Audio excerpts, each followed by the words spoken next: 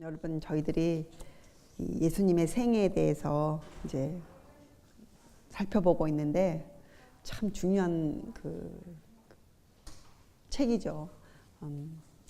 사실 구약 성경은 이 예수께서 예정되어 계신 우리의 구세주가 이 땅에 오실 것에 대해서 알려주는 책이에요, 구약은.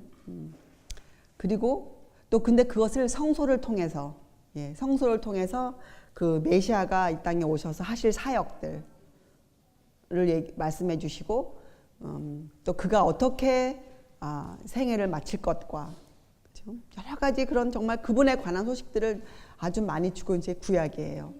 신약은 오실 그이가 오셔서 직접 교훈하시고 제자들을 만들어 놓고 이 땅에 하나님의 교회, 그리스도의 교회를 드디어 세우시고 그분께서 다시 오실 그날을 소망으로 주시고 그러고 하늘로 가셨어요. 그것이 전체 성경의 이야기예요. 성경은 이 예수 그리스도에 대한 이야기를 시작부터 끝까지 하고 있어요. 그래서 우리가 예수님을 볼 수 있는 안목이 없다면 정말 성경을 이해할 수 없을 것이에요. 창세기에 이 지구를 창조하였다는 그 놀라운 이야기가 왜 나와 있는지, 그죠? 창세기에 사람을 창조하시고 사람의 그 사단의 유혹과 사람의 타락, 이런 옛날 이야기 같은 이야기들이 적혀 있고 하는 그 모든 것이 우리에게 예수님을 알려주기 위해서예요. 그 안의 내용은 무엇입니까?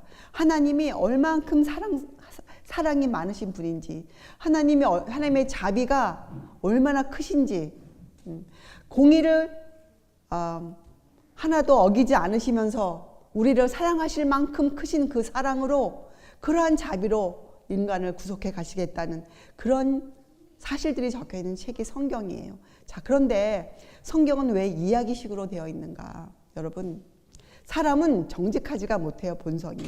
그래서 우리들은 이 인간이라는 이 자체의 참 가혹한 이야기들 아닙니까? 성경을 읽어보면 참 그 믿음의 조상들이 참 그들의 생애가 가혹하게 적혀져 있어요. 그들의 죄가 하나도 빠짐없이 적혀져 있지 않습니까? 참 가혹한 책이에요. 인간적인 안목으로 볼 때 참 좀 숨겨주시지, 숨겨놓지, 그런 것들은 그런 이야기들이 적혀 있기 때문에 인간의 손으로는 그렇게 가혹한 일을 차마 적을 용기가 없어요. 어떤 인간도. 사실 사람들은 자기 일기장 안에서도 자기 자신에 대한 것을 정확히 적지 않아요. 그게 사람의 본성이에요. 하나님이 사람의 손을 빌려서 영감을 통하여서 우리에게 우리의 실체를 알려주신 책이 성경이에요. 너희는 이런 사람들이다. 너희의 본성이 이러하다. 그리고 예수님께서도 감사하게도 그 본성을 그대로 갖고 이 땅에 오셨어요. 이 땅에 그대로.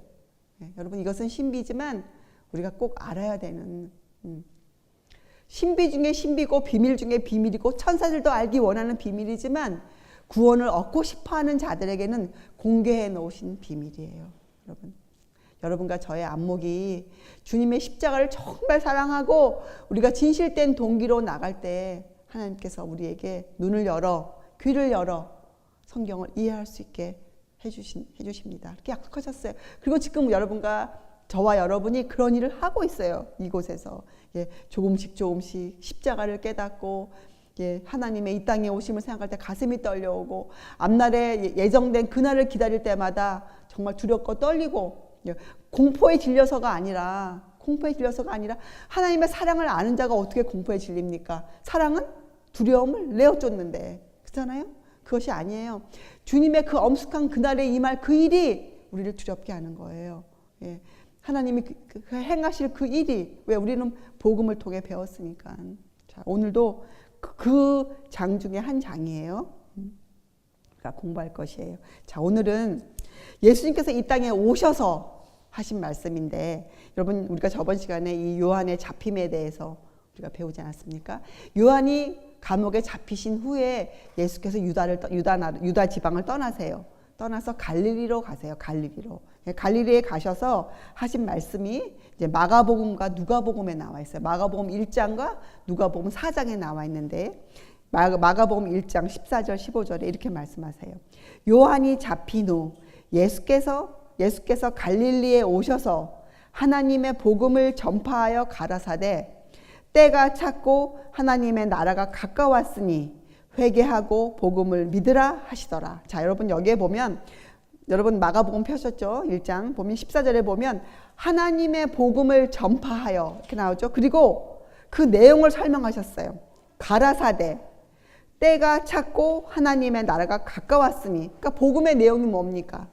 복음의 내용이 때가 찼다는 것이에요. 그리고 하나님의 나라가 가까웠다는 것이에요. 그러니 우리 할 일이 뭐라고 적혀 있습니까? 거기에 회개하고 복음을 믿으라. 이것은 여러분 어느 시대나 마찬가지였어요. 지금 우리가 아무리 마지막 때 살고 있다 할지라도 우리의 일이 무엇입니까? 회개하고 복음을 믿어야 돼요. 근데 그 복음의 내용이 뭐라고요?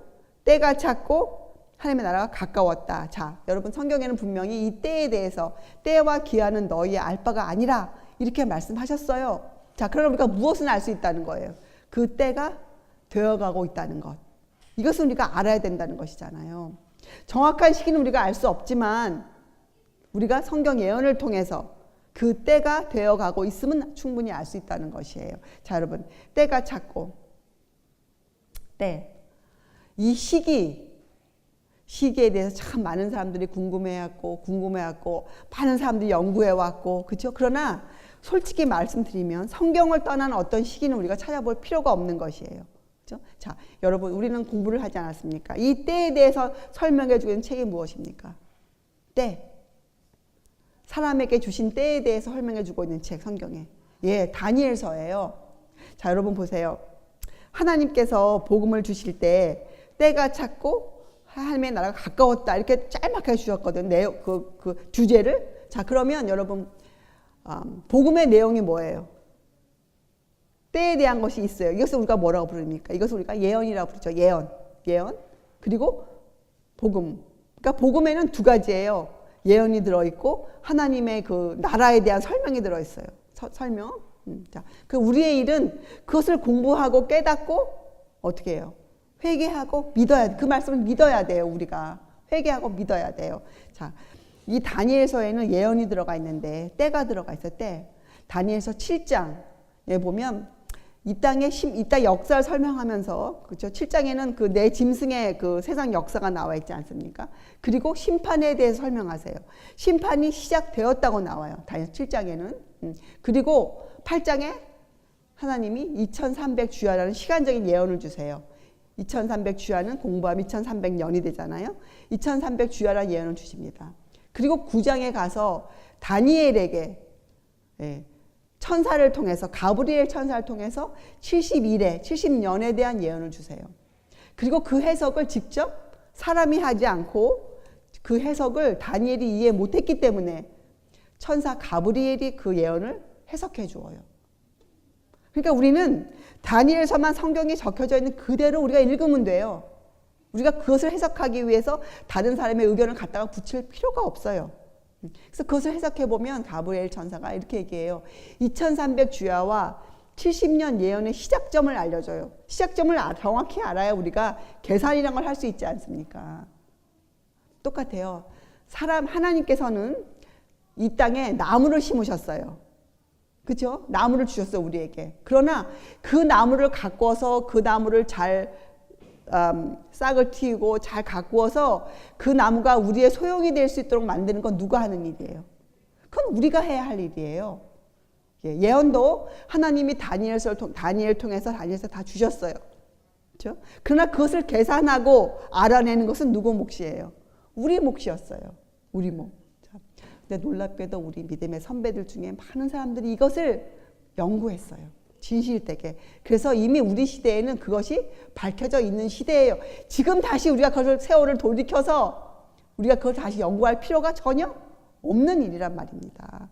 그 시대마다 주신 일이 있어요. 하나님께서. 그래서 1800년대 우리의 믿음의 선배들은 때가 찼음을 이해하고 그들이 이 2300 주야와 70년이 언제일까? 그리고 물론 그전에도 많은 선배들이 거기에 대해서 이해한 바들을 적어 놓았어요. 자, 그러나 1840년도에는 그것이 정말 이루어질 때가 되었기 때문에 그 일이 이루어졌어요. 여러분 다니엘서를 읽어보면 그 다니엘의 이해를 도와주기 위해서 천사들이 옵니다. 천사들이 다니엘에게 지혜를 주고 계시를 주기 위해서 천사들이 내려와요. 그죠? 그래서 다니엘서에 보면 그 시작점이 나와 있어요. 언제라고 나와 있습니까? 예, 이스라엘 백성을 그 자기네 나라로 돌아가라고 한 그 조소들이 있는 그때를 주어요. 근데 그 조소가 3번 나오잖아요. 예, 그 중에서 가장 강력한 조서였던 아닥사스다 1세 때 내린 조서, 그죠?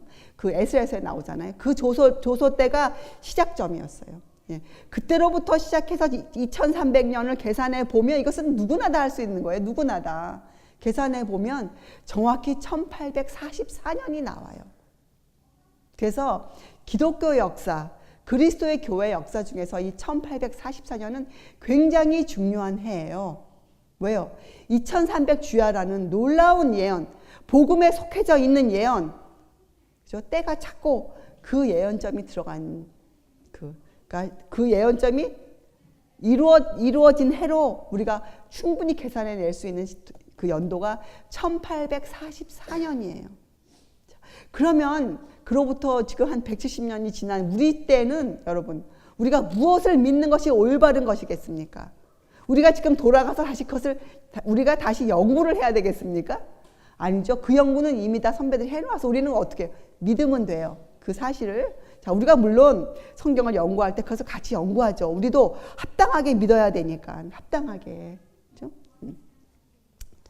그래서 이 1844년에 2300 예언이 이루어졌어요. 그리고 물론 다니엘의 백성을 위해 주신 70년의 예언도 언제 이루어졌습니까? AD 34년에. 그것도 계산해 보면 금방 나와요. 그리고 AD 34년은 어떠한 해였는가? 기독교 역사에 스데반 집사가 돌에 맞아 죽은 해였어요. 그리고 그 사건을 중심으로 예수님을 믿는 사람들이 흩어졌어요. 각 곳으로. 복음을 온 세상에 전하기 위해서 사람들이 흩어지고, 특별히 그때 정말 이 신약 시대를 대표하는 예수님의 종 사도 바울이라는 사람이 자기의 사역을 시작해요. 그래서 여러분, 이 성경은 정말 실제적이고 우리 인류 역사에 한 장을 같이 하고 있는 책들이에요.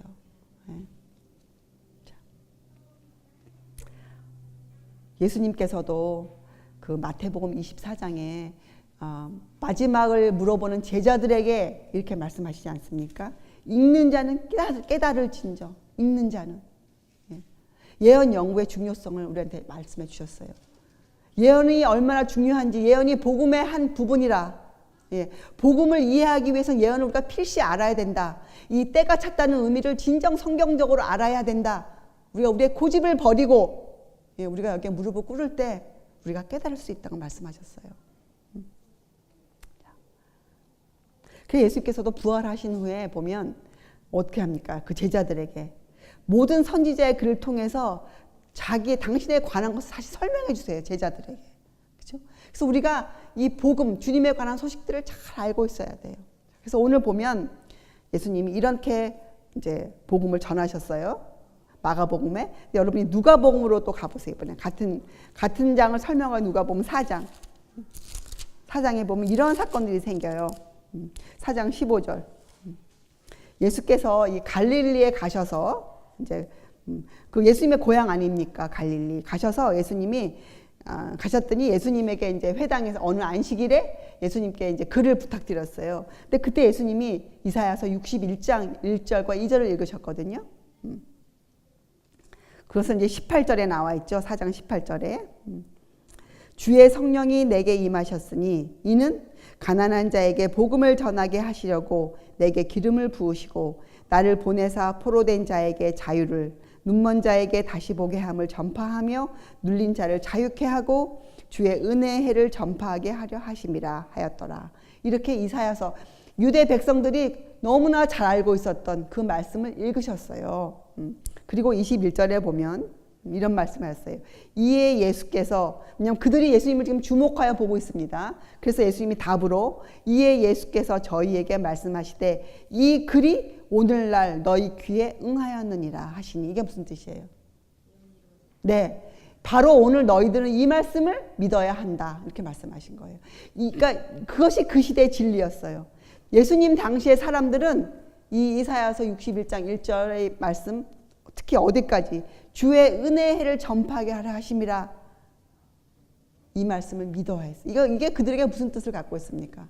이 말씀이 너희들에게도 주의 은혜가 필요하다. 너희들이 이스라엘 백성이라고 지금 자청하고 있지만, 너희들이 나를 안다고 지금 얘기하고 있지만 너희들은 나를 모른다. 너희들은 내가 할 이 사업, 자아를 부정하고 자기를 희생해서 이웃들을 사랑하는 이 사업에 대해 너희들도 그 은혜를 얻어야 할 그 사람들이다, 이렇게 설명하신 거예요. 그런데 그 다음을 계속 읽어보면 그들은 그 말씀을 알아들었어요. 그리고 그랬는데 그들이 알아들었으면 어떻게 해야 됩니까? 그들이 무릎을 꿇어야죠. 주님께 올소이다 주님 하고 주님께 나아갔으면 되는데 그들이 어떻게 했다고 나옵니까? 슬프게도 그들이 예수님을 핍박하여 예수님을 죽이고자 해요. 돌을 던져. 그렇죠? 근데 여기에 보면 22절에 이들이 이렇게 얘기해요. 이 사람이 요셉의 아들이 아니냐? 이 사람이. 그 무슨 말이에요? 너는 메시아가 아니야. 너 아버지가 요셉이잖아. 우리가 다 너를 아는데 무슨 말이야? 어디서 그런 허탕한 말도 안 되는 말을 네가 하고 있어. 무슨 그것이 진리야? 이렇게 얘기했거든요.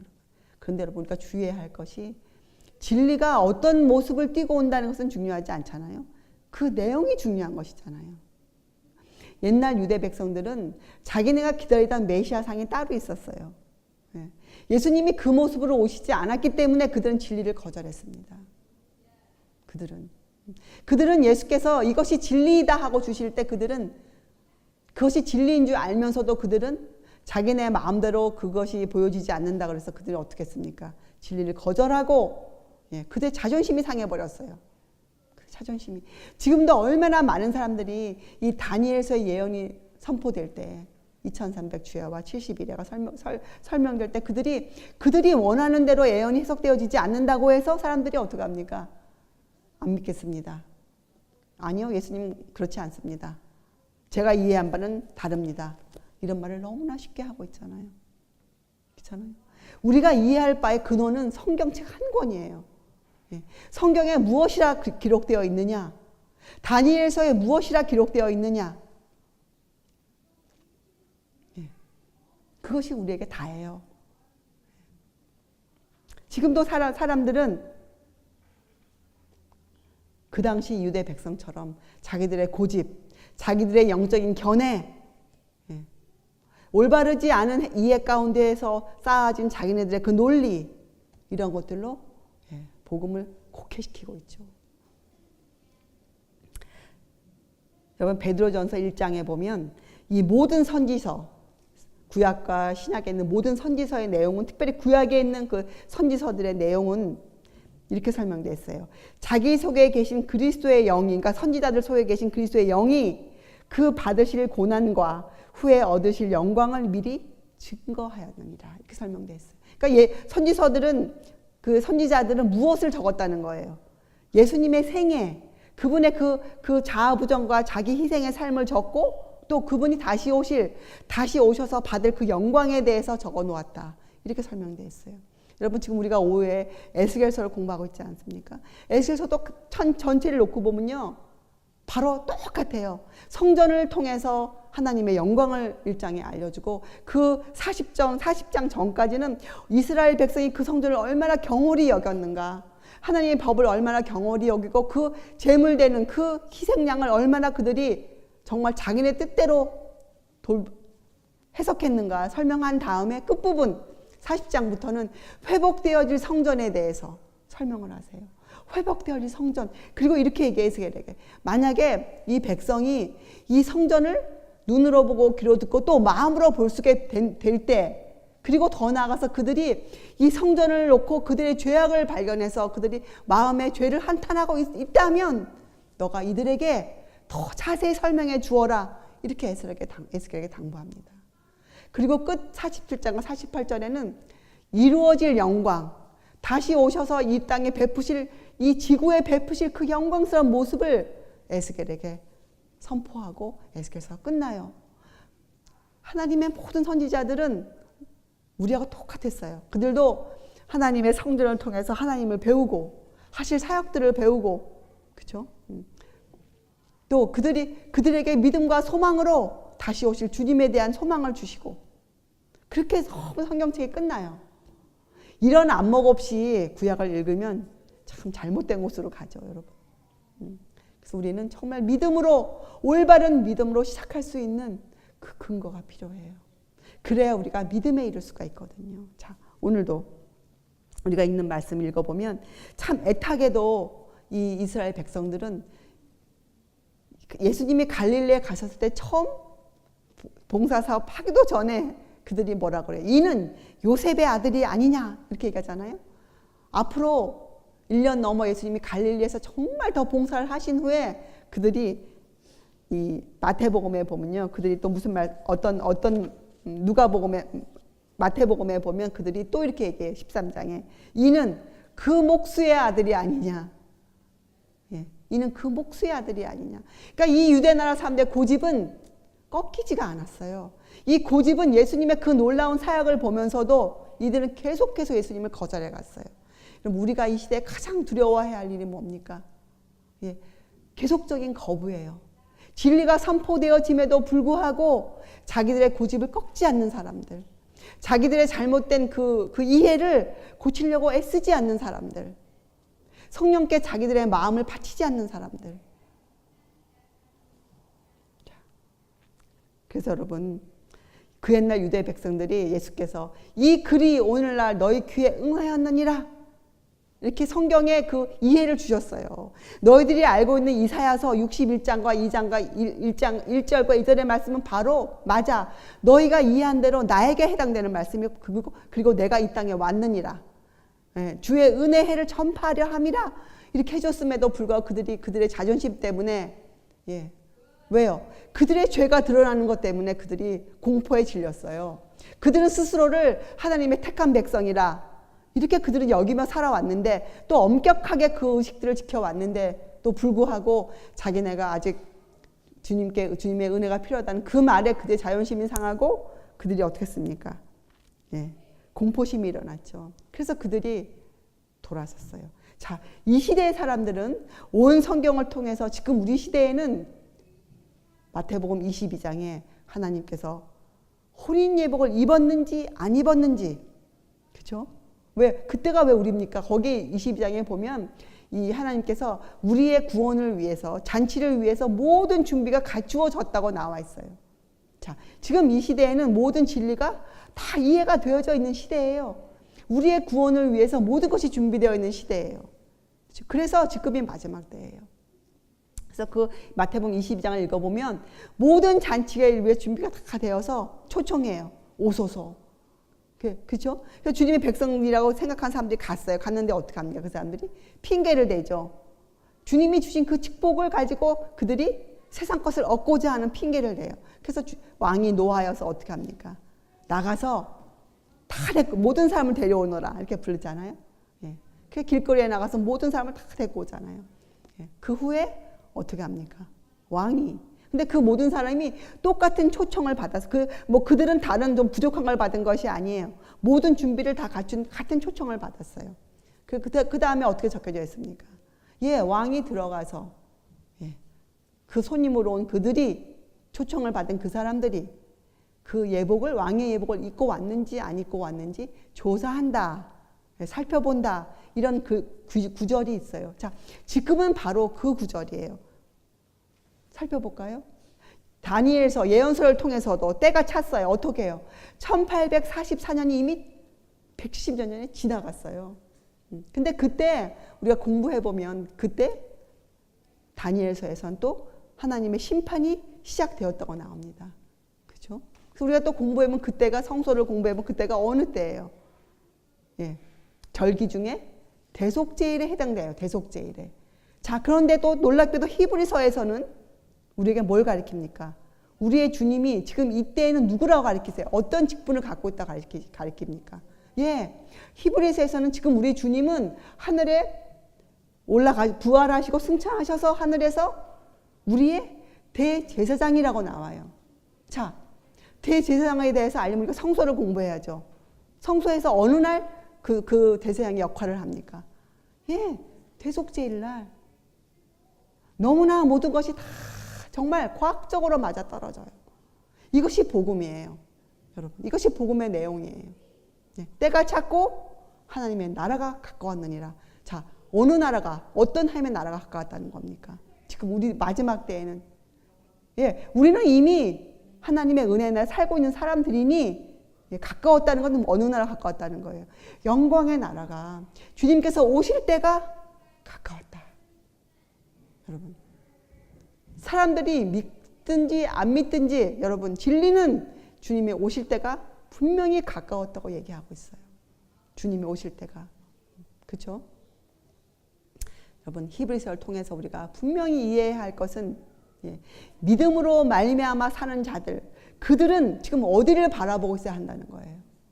그들은 하늘 성소를 바라보고 있어야 된다. 하늘 성소. 예.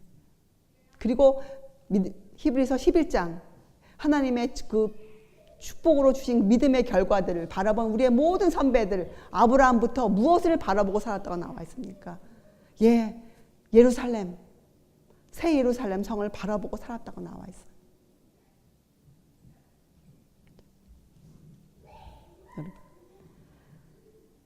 참, 이 구약 성경에도 보면요, 엘리야 시대에도 정말 엘리야를 통해서 그런 놀라운 일들이 벌어졌어도 그 성경에는 두 사람의 이름이 언급돼요. 유다 사람의 이름이 아니고 이방인의 이름이 언급되죠. 예, 과부한 사람과 나아만 장군이 언급되어져요. 여러분.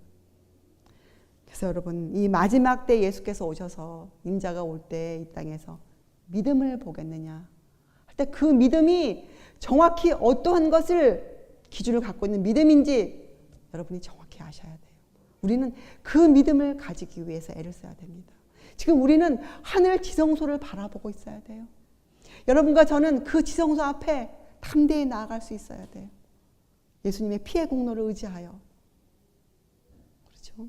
자, 그래서 여러분과 제가 정말 알아야 될 것은, 왜 하나님께서 그럼 그 이사야서 60장의 그 뒷부분을 읽지 않으셨는가? 하나님께서 심판하신다는 것을 왜 안 읽으셨는가? 왜요? 여러분, 우리가 심판을 공부하기 전에 우리가 뭘 먼저 알아야 됩니까? 하나님의 자비에 대해서 먼저 공부를 해야 돼요. 하나님의 사랑. 그죠? 그래서 여러분, 이 마지막 기별을 전하는 사람들이 정말 조심해야 될 것이 있어요. 예수님도 거기를 읽지 않으셨어요. 왜요? 사람을 너무 잘 아시니까. 우리 사람들은 도대체 본성적으로 이 사랑을 깨달을 수 없는 사람들이거든요.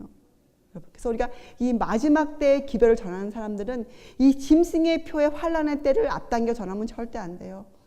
거기에 대한 것을 사람들의 공포심을 심어주면 정말 안 돼요. 우리가 그저 할 일은 지금도 아무리 마지막 때를 할지라도 우리가 전해야 될 기별은 무엇입니까? 예, 하나님의 사랑이에요. 주님의 사랑. 회개하라. 그리고 복음을 믿으라. 복음을 믿으라. 그렇죠? 자, 그러면 왜 유대인들은 이 마태복음에 끝까지 이는 목수의 아들이다, 왜 그들은 그렇게 얘기했을까요? 그들의 원인이 무엇이었을까요, 여러분? 왜요? 그들의 영적 맹목이에요. 맹목적으로 자기네 그 신앙을 믿는 건 맹목적인 것. 그래서 눈과 귀가 박혔어요. 여러분, 예수님은 우리가 맹목적으로 주님을 따라오기를 원치 않습니다. 주님은 우리의 양심이 개발되어져서, 예? 우리의 양심이 우리를 지배해 주기를 원하세요. 네. 우리의 양심이 주의 말씀으로, 예, 개발되어져서 성화되어서, 예, 우리의 양심이 우리를 인도해 주기를 바라세요.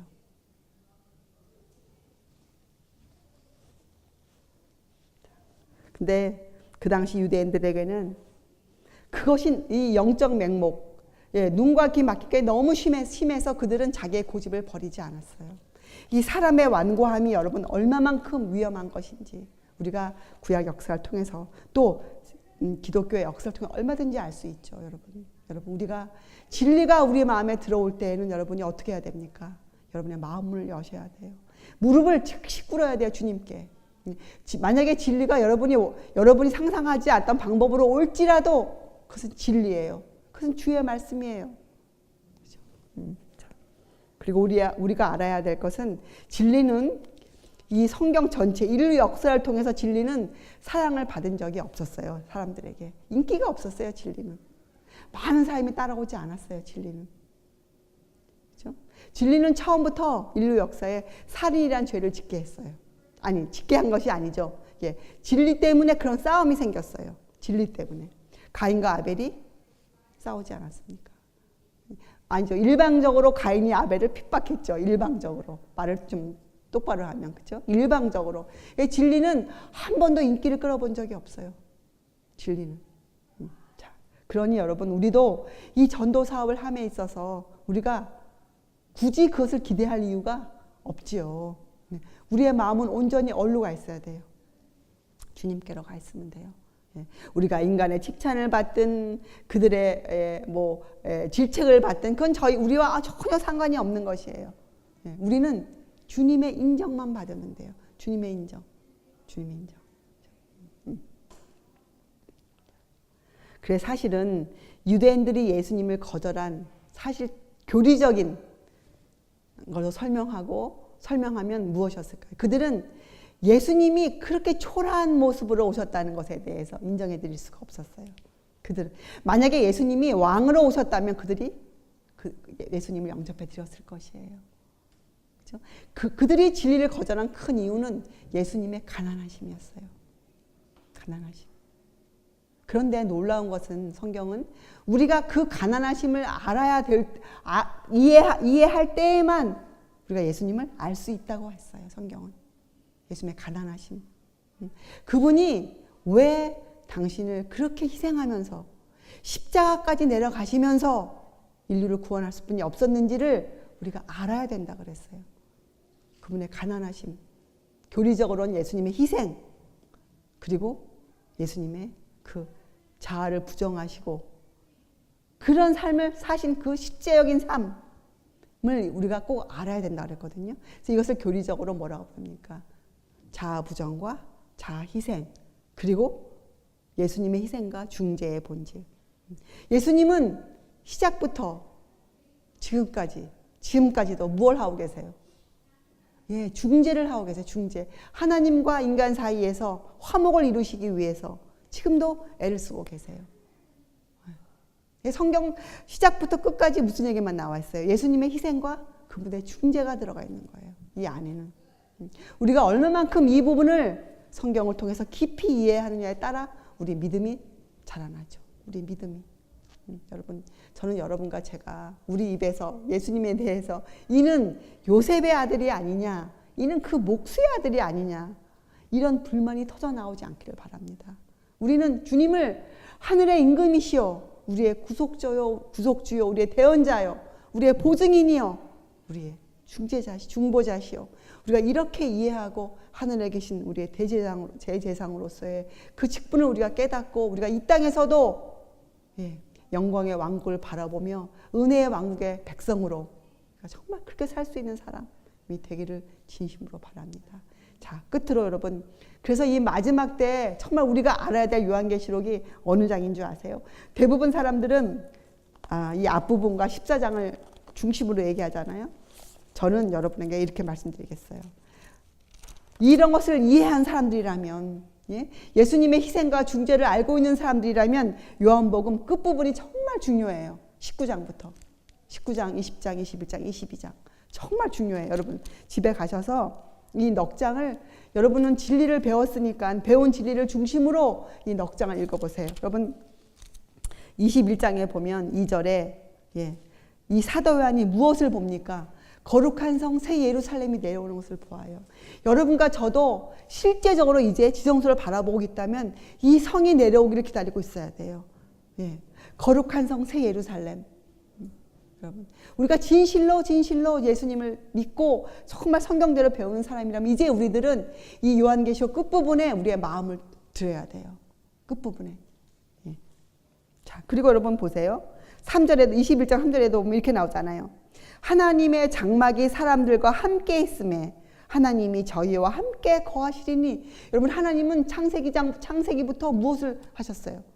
예, 우리와 함께 계시길 원했어요. 에덴 동산에서 아담과 하와랑 함께 계셨잖아요. 예. 그리고 성소를 지으실 때 뭐라고 하셨어요? 내가 너희와 함께 거하기 위해 처소를 만들자. 그래서 성막을 지으셨잖아요. 에스겔이 48장에 무엇을 봅니까? 그가 예, 성전을 보면서 그가 뭐라고 외치고 끝나요? 여호와 삼마. 그 뜻이 뭐예요? 거기 계신다 하나님이. 거기가 예루살렘 성전. 그렇잖아요. 성전. 함께 하시기 위한 하나님. 예수님이 오셔서 어떤 이름을 가지십니까? 임마누엘. 함께 하시는 하나님. 임마누엘. 그렇죠? 예. 이사야서에 나와 있는 예언을 그대로 가져오시잖아요. 임마누엘. 또 예수님이 하늘로 승천하실 때 뭐라고 약속하세요? 우리에게. 볼지어다 내가 세상 끝날까지 너희와 항상 함께 있으리라. 함께 있으리라. 함께 있으리라. 여러분, 이 21장이 정말 저는 오늘 가슴을 뜨겁게 해줬어요. 아, 정말 주님은 원하시는구나. 주님은 정말 나와 함께 있기를 이렇게 사모하시는구나. 그러니 내가 어떻게 살아야 하겠는가? 그 주님을 위해서. 주님, 내가 무엇을 어떻게 하면 좋겠습니까? 이런 질문이 정말 나와요, 여러분. 그리고 6절에도 읽어보면 예수님이 또 요한에게 이루었도다. 네. 그리고 7절에 보세요. 이기는 자는 이것들을 유업으로 그 유업이 뭐예요? 하나님의 백성이 되는 것이에요. 하나님의 백성. 나는 저희 하나님이 되고 저희는 내 아들이 되리라. 여러분, 우리에게 하나님의 자녀가 되라는 유언을 주셨어요. 유업을 주셨어요. 여러분, 얼마나 감사합니까? 그리고 21장에 12사도와 12지파에, 그러니까 하나님의 백성이 되는 것은 어떠한 특정 종파나 특정한 교단이나 아니면 특정한 나라 사람이 아니에요. 그렇죠? 예. 12지파와 12사도를 이해하면, 예, 그들을 마음에 받아들이면 주님의 백성이 되는 것이에요. 자, 그리고 여러분 22장 끝날 때 4절에 보세요. 그의 얼굴을 볼 터이요 그의 이름도 저희 이마에 있으리라. 이 이름이 얼마나 중요한지 몰라요. 주의 이름을 부르는 자, 그 이름을 믿는 자, 예수님의 이름, 여호와 삼마, 우리와 함께 계신 분, 그렇죠? 자, 그리고 6절에 또 그가 내게 말하기를 이 말은 신실하고 참된지라. 주 곧 선지자들의 영이 하나님이 그의 종들에게 결코 속히 될 일을 보이시려고 그의 천사를 보내셨도다. 여러분, 이거 성경 말씀이잖아요. 여러분, 다니엘서 예언과 계시록에 나와 있는 모든 말씀은 성경 말씀이고 그 안에 있는 다른 선지서들, 성경의 선지서들도 하나님의 영께서 직접 하신 말씀들 아닙니까? 왜 우리가 성경을 안 믿어야 돼요? 왜 성경을 우리가 의심으로 내 생각으로 읽어야 됩니까? 우리가 성경을. 여러분, 그것은 인간의 완고함이고 인간의 고집이에요. 버리셔야 돼요. 우리 그걸 다 버려야 돼요. 성경이 말하면 그대로 믿어야 돼요. 그것이 요한계시록 22장 정말 우리를 향한 마지막 주님의 호소 아닙니까? 10절에도 이 책의 예언의 말씀을 임봉하지 말라. 때가 가까우니라. 때가 가까우니라. 여러분, 분명히 예언은 복음의 한 부분이에요. 예수께서 직접 말씀하셨잖아요. 자, 그 두루마기를 빠는 자들은, 이게 뭐예요? 킹제임스 버전에는 그분의 명령을 행하는 자들은, 하나님의 계명을 지키는 자들은, 그죠? 자, 16절에는 또 뭐라고 우리에게 말씀하셨습니까? 나 예수는 교회들을 위하여 내 사자를 보내어 이것들을 너희에게 증거하게 하였노라. 여러분, 이래도 우리가 성경을 믿지 못하겠습니까? 예수님이 이렇게 적어주셨는데도 나 예수는, 예, 여러분 지금 이 음성이 여러분 귀에 쟁쟁하지 않으세요? 예? 우리가 얼마만큼 성경을 연구하고 얼마만큼 진실되게 믿어야 하겠습니까? 그렇죠? 20절 이것들을 증거하시니가 가라사대. 예수님이 직접 하신 말씀이에요. 뭐라고 나와 있어요, 여러분? 읽으세요. 내가 진실로 속히 오리라. 사도 요한이 한 말이 아니에요. 이것은 예수님이 직접 하셨어요. 마지막으로 우리들을 위해서 이 땅에서 이 하늘에서 우리를 위해서 하신 말씀이 뭐예요? 성경의 마지막 말씀이 내가 진실로 속히 오리라. 속히 오리라. 여러분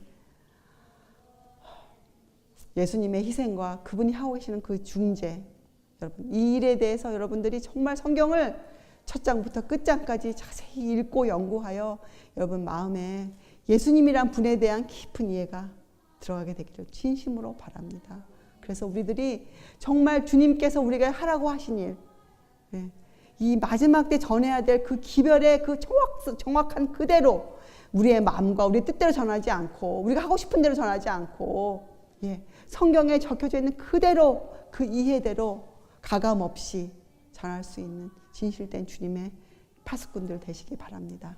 기도하시겠어요? 하늘에 계신 하나님 아버지, 오늘도 저희들을 사랑하신다고 하시는 그 음성이 저희의 가슴에 깊이 새겨지기를 원합니다. 주님, 이 땅에 무엇이 저희를 막고 이 땅에 무엇이 저희를 괴롭게 하여도 저희는 이 세상과 관계없음을 선포하게 하여 주시옵소서. 주님, 저희의 생애가 주님의 증인임을 주님 증명할 수 있도록 주님 저희들 인도하여 주시옵소서. 저희가 온 마음을 다하여 주님을 사랑하며 주님의 백성들을 이 땅에서 저희가 함께 사랑하며 살 수 있도록 주님 인도하여 주시옵소서. 오늘도 모든 영광을 주님께 올리옵나이다. 감사드리오며 귀하신 예수 그리스도의 이름으로 아버지께 간절히 기도드리옵나이다. 아멘.